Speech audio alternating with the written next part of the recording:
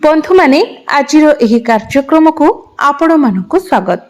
आजिर एही कार्यक्रमटी वृष राशि व्यक्ति विशेष मानक पई बहुत गुरुत्वपूर्ण अटे, बहुत ही खास अटे। कारण एही पवित्र रामनवमी परठारु आपणकर जीवन रे किछि बड़ परिवर्तन आसीबाकू जाउछि। कारण ग्रह नक्षत्र मानकर चलन रे किछि परिवर्तन हेबाकू जाउछि, जहार प्रभाव रे आपणक राशि रे मध्य किछि परिवर्तन आसीबाकू जाउछि।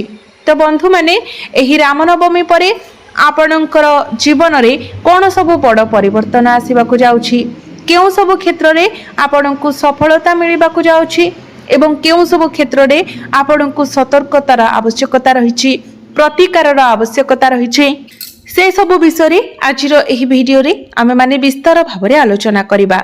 सेथिपाई आपणकर जदि वृष राशि होई थाए तो वीडियोटी को लाइक करी चैनल टी को सब्सक्राइब करि दियंतु एवं कमेंट बॉक्स रे भक्ति एवं श्रद्धार सहित जय श्री राम निश्चय लिखंतु।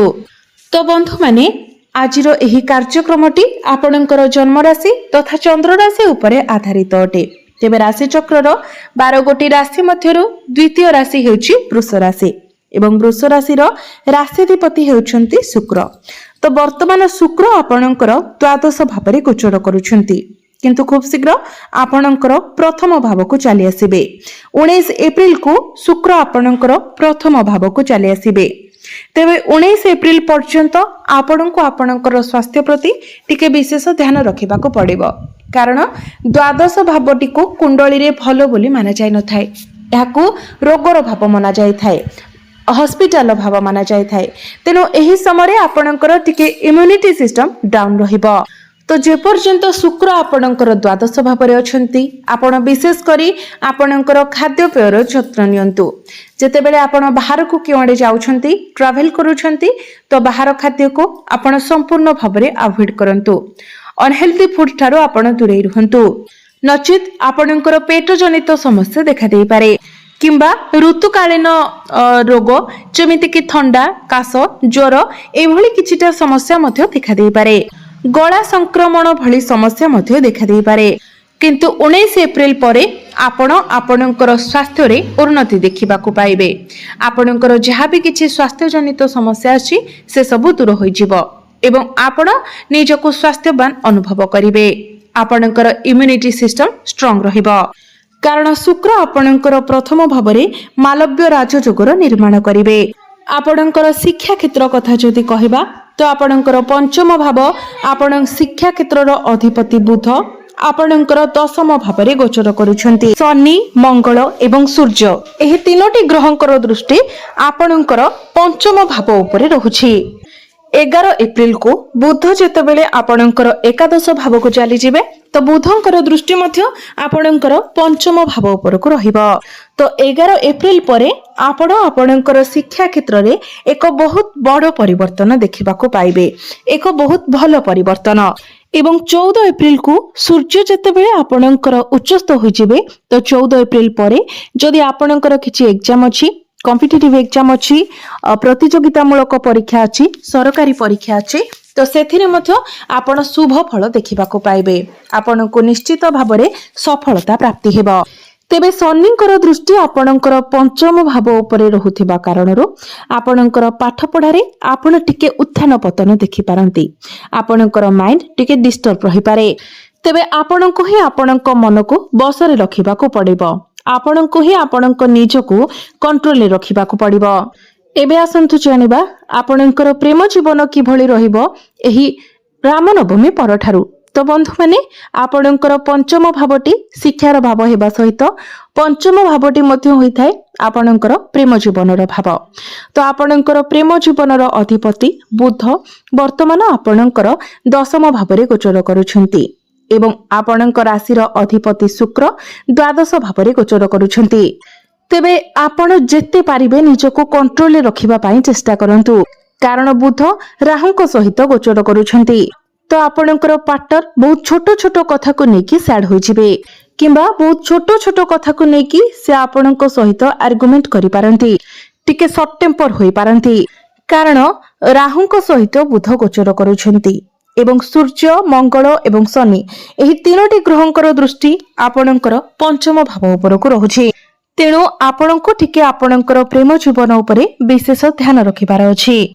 एबे आसंतु जानिबा आपणकर वैवाहिक जीवन किभଳି रहिबो एही पवित्र रामनवमी ठारू। तो बंधु माने कुंडलीर सप्तम भावटी हेउछि आपणकर वैवाहिक जीवनर भाव। आपणक सप्तम भावर अधिपति हेउछन्ति मंगल। तो मंगल आपणक कुंडलीर एकादश भावरे गोचर करूछन्ति।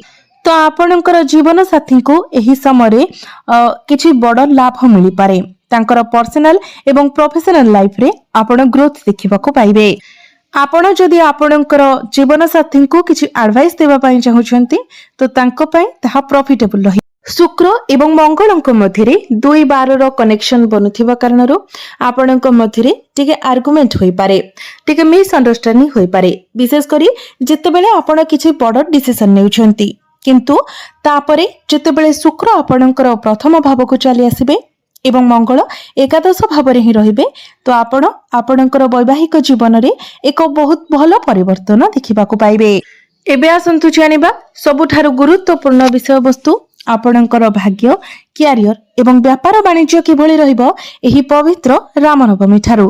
तो बंधु माने कुंडलीर नवम भावटी होइथाय आपणकर भाग्यर भाव एवं दशम भावटी होइथाय आपणकर क्यारियर भाव।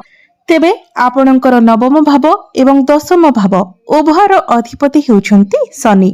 शनि वर्तमान आपणकर लाभ स्थान रे एकादश भावरे गोचर करूछन्ति।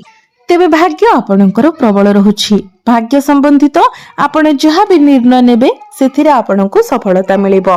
जेहेतु आपणकर भाग्यर कनेक्शन आपणकर लाभ स्थान सहित रहुछि तो भाग्य रे आपणको लाभ प्राप्ति हेबो। भाग्य संबंधित आपण जहा भी निर्णय नेबे सेथिरे आपणको लाभ मिलिबो। आपण जदि किछि बड़ इन्वेस्टमेंट करिबा पई चाहुचंती, किछि बड़ जिनिस किना किणी करिबा पई चाहुचंती, किछि सेल परचेस करिबा पई चाहुचंती, आपणकर किछि बड़ मीटिंग अछि, आपण किछि शुभ मांगलिक कार्यर आयोजन करिबा पई चाहुचंती तो निश्चित भावरे आपण ताहा करि परिबे। क्यारियर कथा जदि कहिबा तो जो माने हॉस्पिटल लाइन अछंती, टेक्निकल लाइन अछंती, कंप्यूटर लाइन अछंती, हार्डवेयर लाइन अछंती किंबा भूमि सह जड़ित कोनोसी भी कार्य करूछंती, फार्मिंग रो काम करूछंती तो आपणको पई बहुत भलो रहिबो। राहु आपणकर दशम भावरे थिबा कारणरो से आपणको चालाक एवं चतुर बनाइबे। आपण हार्ड वर्क अपेक्षा स्मार्ट वर्क करबा को अधिक पसंद करिवे। जो माने राजनीति क्षेत्र रे अछंती सेमानंको मध्य अधिक शुभ फल प्राप्ति हेबो। राहु आपणकर दशम भावरे थिबा कारणरो आपणकर चाकरी क्षेत्र रे आपण किछि ना किछि परिवर्तन मध्य देखिबाको पाइबे। क्यारियर मध्य एही रामनवमी ठारू आपणकर बहुत भलो रहुछि किंतु मने रखंतु आपणको आपणको बाणी उपरे टिके अधिक ध्यान रखिबाको पड़िबो एवं आपण देखिबे जेमिति तरबरिया भावरे आपण कोनोसी कार्य न करंती किंबा कोनोसी डिसिजन न नियंती। बिजनेस कथा जदि कहिबा तो बिजनेस आपणकर प्रॉफिटेबल रहिबो कारण बुध आपणकर दशम भावरे गोचर करूछंती एवं एहा परे एकादश भाव को लाभ स्थान को गोचर करिवे तो बिजनेस मध्य आपणको पई प्रॉफिटेबल रहिबो। आपणकर फाइनेंशियल ग्रोथ हेबो, आपणकर बैंक बैलेंस बढ़िबो, डेली इनकम बढ़िबो, आपणको बड़ ग्राहक मध्य मिलिबे। एबे आसंतु जानिबा किछि प्रतिकार विषय रे जो प्रतिकार गुड़िक करबा द्वारा आपणको अधिक मात्रा रे शुभ फल प्राप्ति हेबो एवं जहा सब अशुभत्व रहुछि से गुड़िक मध्य खंडन होई जिवो। तो सेति पई आपण प्रत्येक दिन शुक्रंकर बीज मंत्र 108 थर जप करंतु। प्रत्येक दिन आपण हनुमान चालीसार पाठ करंतु। प्रत्येक दिन शनिंकर बीज मंत्र 108 थर जप करंतु एवं प्रत्येक दिन आपण उदित सूर्य को तंबा पात्र रे जलार्घ्य अर्पण करंतु। आपणको अधिक मात्रा रे शुभ फल प्राप्ति हेबो।